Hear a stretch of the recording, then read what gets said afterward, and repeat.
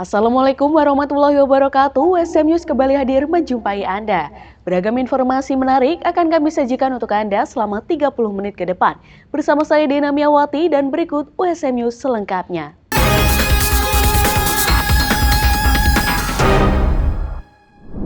Momen Halal Bihalal digelar Universitas Semarang.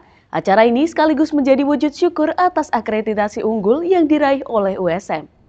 Dalam acara Halal Bihalal Keluarga Besar Universitas Semarang dan Yayasan Alumni Undip yang digelar di Auditorium Insinyur Wijatmoko USM pada Rabu 9 April 2025, Rektor USM Dr. Supari STMT menekankan bahwa predikat akreditasi unggul bukanlah tujuan akhir, melainkan titik awal untuk memberikan kontribusi nyata kepada masyarakat. Mari sama-sama capaian akreditasi unggul USM ini kita dedikasikan untuk semua stakeholder USM, baik stakeholder pada masa lalu, pada masa kini, maupun stakeholder pada masa yang akan datang, yang akan bergabung dengan kita semua ke depan. Itu adalah sebagai bentuk ungkapan terima kasih kita dan sebagai bentuk pertanggungjawaban kita kepada masyarakat. Sekali lagi, ini starting point kita, ini momen yang tepat bagi kita semua untuk melihat diri potensi-potensi program, kegiatan, aktivitas apa yang bisa kita angkat ke depan untuk USM makin maju, berkembang, dan diperhitungkan di level nasional maupun global.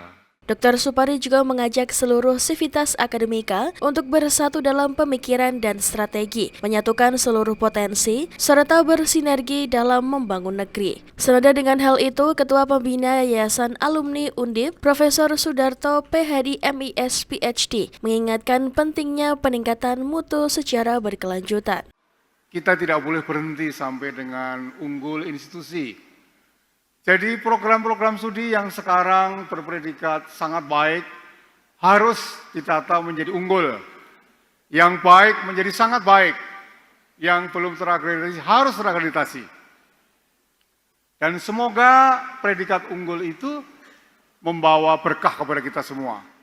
Sementara itu dalam ceramahnya, Dr. Kiai Haji Muhammad In'am Muzahidin MA menyampaikan filosofi kupat dalam tradisi halal bihalal yang disebut sebagai laku papat lebaran, leburan, loberan, dan lapuran. Dengan diraihnya akreditasi unggul, pihaknya juga turut berharap agar USM mampu untuk terus memberikan kebermanfaatan. Alhamdulillah pagi hari ini semua dosen, karyawan Universitas Semarang mengadakan halal bihalal sekaligus tasyakuran akreditasi unggul. Kita semua berharap semoga USM semakin jaya, semakin bisa memberi kemanfaatan bagi masyarakat luas, dan yang paling penting lagi adalah bisa mempertahankan akreditasi unggul ini untuk semua fakultas, bahkan prodi-prodinya juga nanti semoga bisa bernilai unggul.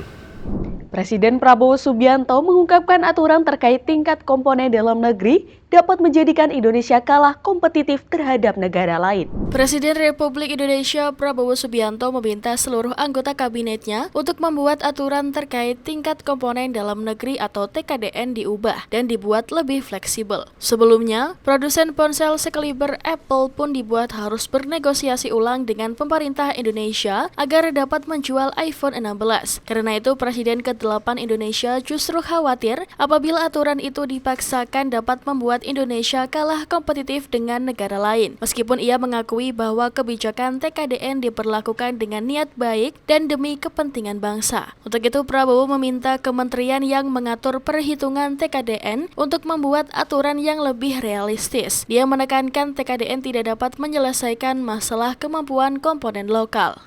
Dari saya ini mungkin paling nasionalis ya, saya pokoknya kalau istilahnya dulu, kalau mungkin jantung saya dibuka yang keluar merah putih. Mungkin. Tapi kita harus realistis. Iya kan? TKDN dipaksakan, ini akhirnya kita kalah kompetitif. Saya sangat setuju. TKDN fleksibel sajalah. Mungkin diganti dengan insentif. Ya. Tolong ya. Para pembantu saya, menteri saya semua ya. Udahlah ya, realistis. Tolong dirubah itu. TKDN dibikin yang realistis saja. Ya. Masalah kemampuan dalam negeri, konten dalam negeri itu adalah masalah luas. Itu masalah pendidikan, iptek, ya kan, science, Jadi itu masalah, nggak bisa kita dengan cara bikin regulasi iptek naik, TKDN naik. Saya sangat setuju. Ribuan warga berebut ketupat dalam tradisi Sewu Kupat yang digelar di kawasan makam Sunan Muria di Kudus, Jawa Tengah.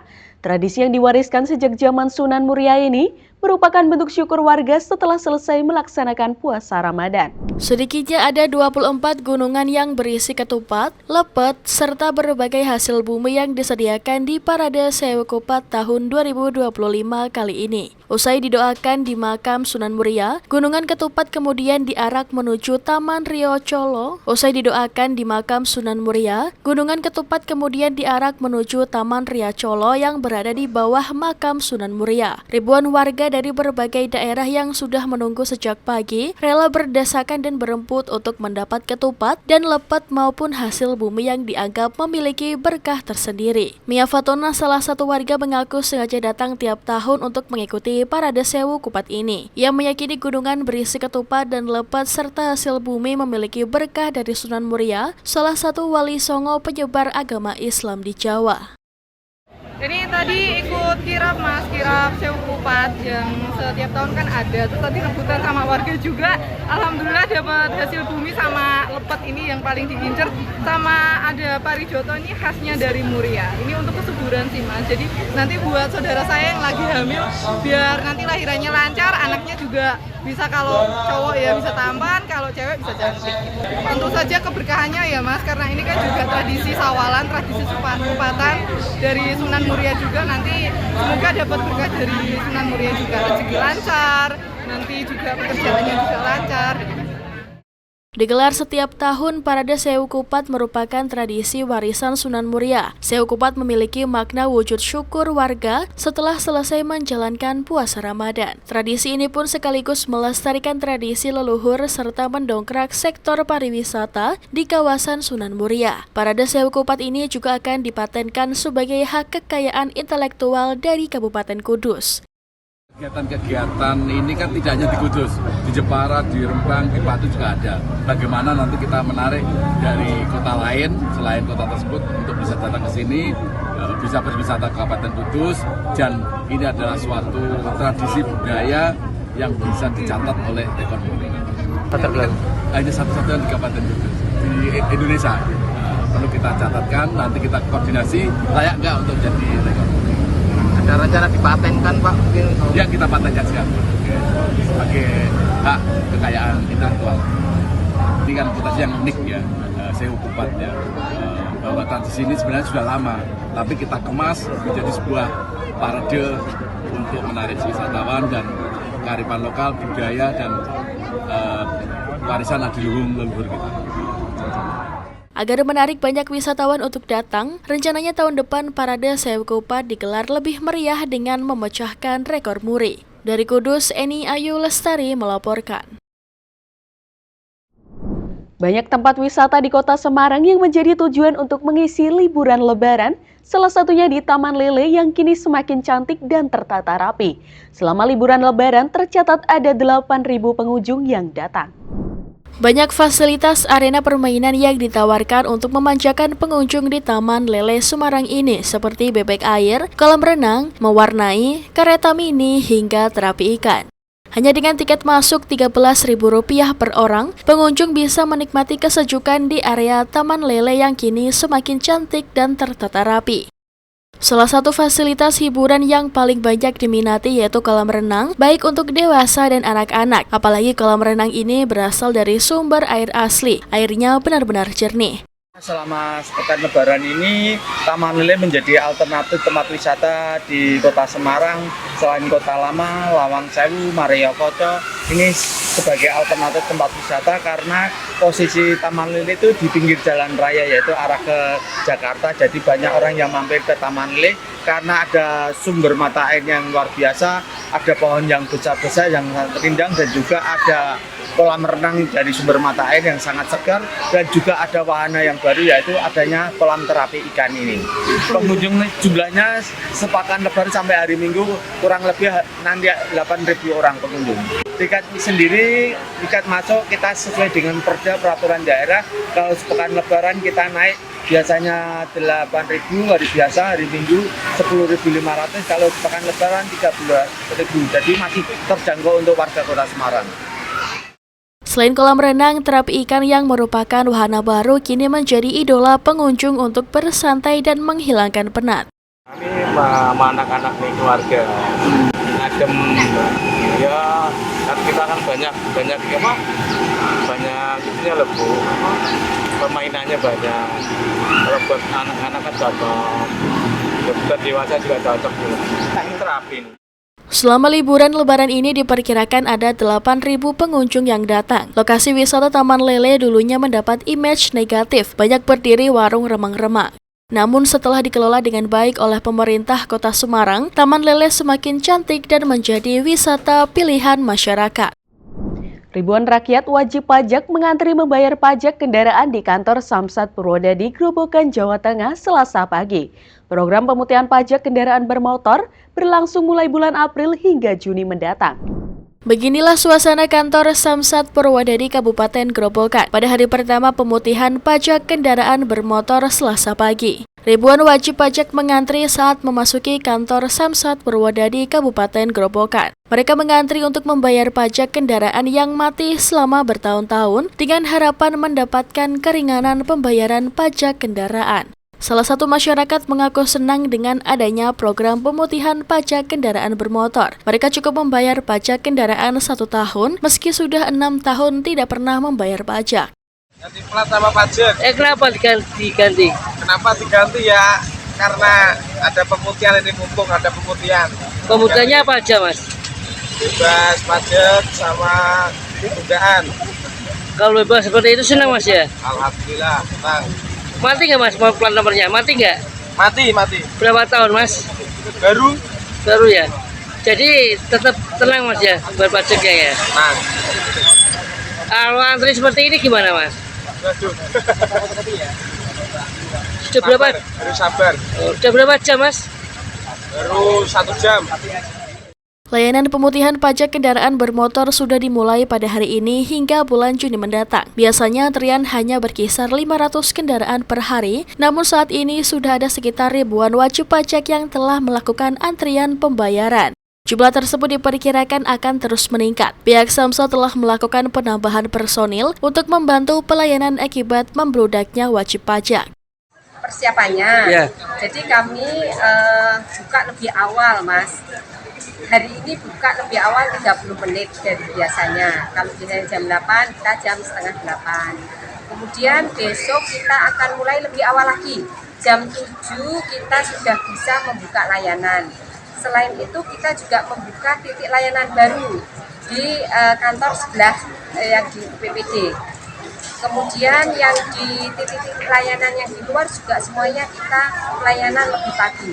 Kemudian nanti kita juga akan tutup lebih akhir sesuai dengan banyaknya wajib pajak yang datang.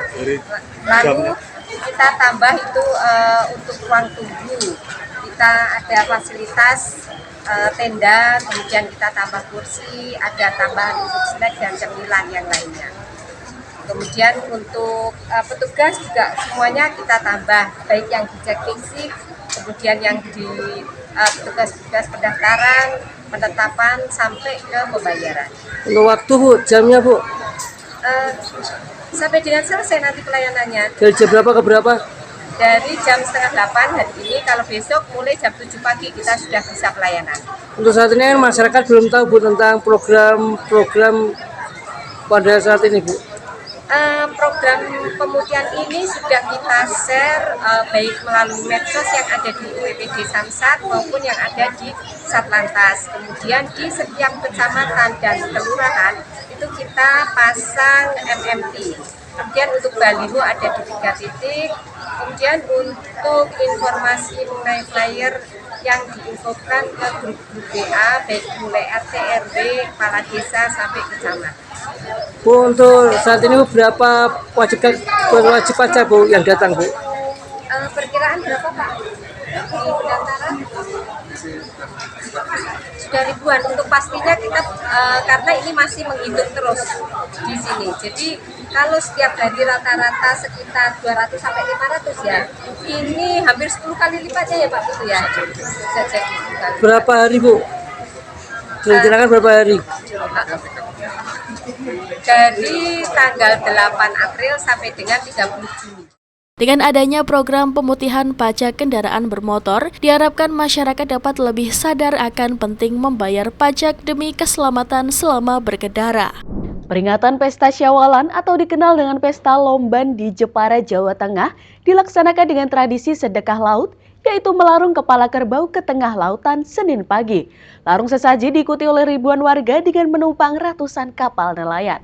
Ribuan nelayan dan warga di Desa Ujung Batu, Jepara, Jawa Tengah, Senin pagi menggelar tradisi sedekah laut dengan melarung kepala kerbau ke tengah lautan dengan menaiki ratusan kapal nelayan. Mereka mengiringi kapal motor membawa kepala kerbau yang akan dilarung di tengah lautan. Petugas gabungan diterjunkan guna mengamankan jalannya larung sesaji untuk mengantisipasi terjadinya kecelakaan laut. Setelah tiba di tengah laut, sesaji pun dilarung. Para nelayan pun langsung berenang berebut sesaji. Larung kepala kerbau ini merupakan tradisi turun-temurun dari nenek moyang yang dikenal dengan istilah Pesta Lomban Syawalan. Tradisi ini sebagai bentuk rasa syukur kepada Tuhan atas keselamatan dan hasil laut yang telah diberikan. Pak Bupati, untuk tradisi Syawalan seperti apa tadi? Ya, alhamdulillah kita sudah melakukan prosesi larungan yang menjadi tradisi kita. Dan alhamdulillah cukup meriah dan alhamdulillah juga selamat. Mudah-mudahan tahun depan saya sudah sampaikan ke Pak Kapolres, Pak Dandim, kita akan lebih meriahkan lagi dengan parade-parade pasukan dari beliau semua seperti itu. Meningkatkan pariwisata seperti apa untuk tradisi ini Pak? Ini kita mau eksplor lebih besar lagi tahun depan, mudah-mudahan kita bisa bekerja sama dengan event organizer yang lebih bagus sehingga kita bisa mengangkat prestis Jepara bahwa Jepara itu memang daerah maritim. Ini adalah suatu prosesi yang dimana ini warisan dari leluhur kita yang tetap harus kita lestarikan dan mudah-mudahan ini membawa berkah buat Jepara. Kalau untuk antusias sendiri bagaimana Pak untuk kapal nelayan? Antusias, sangat antusias ya, cuman kita akan rapikan lagi, kita lebih konsep lagi sehingga bisa menjual ke wisatawan yang ada di luar Jepara. Sebelum dilarung, sesaji berupa hasil bumi dan potongan kepala kerbau yang diletakkan dalam replika kapal dan dihias dengan janur. Didoakan terlebih dahulu di pelabuhan, selanjutnya dibawa menuju kapal motor nelayan. Ucapan puji syukur atas karunia yang diberikan oleh Yang Maha Kuasa bahwa untuk rezeki dari laut untuk orang yang ada di darat. Kegiatan rutin setiap tahun ada karena ini merupakan tradisi dan telah mengakar menjadi budaya untuk Kabupaten Jepara. Harapannya bahwa dalam tahun ke depan supaya hasilnya melimpah, walaupun kita secara simbolis memberi makan sama-sama makhluknya Yang Maha Kuasa, walaupun secara simbolis itu arti yang sangat baik untuk bisa mendapatkan hasil yang melimpah di kemudian dan keselamatan. Selain sebagai tradisi, Pesta Lomban ini diharapkan bisa menjadi daya tarik wisatawan lokal maupun mancanegara. Dari Jepara, Eni Ayu Lestari melaporkan. Pemirsa, di tengah tekanan dari Amerika Serikat berupa tarif tinggi atas produk-produknya, pemerintah Tiongkok tetap optimistis dengan target-target bagi perekonomiannya.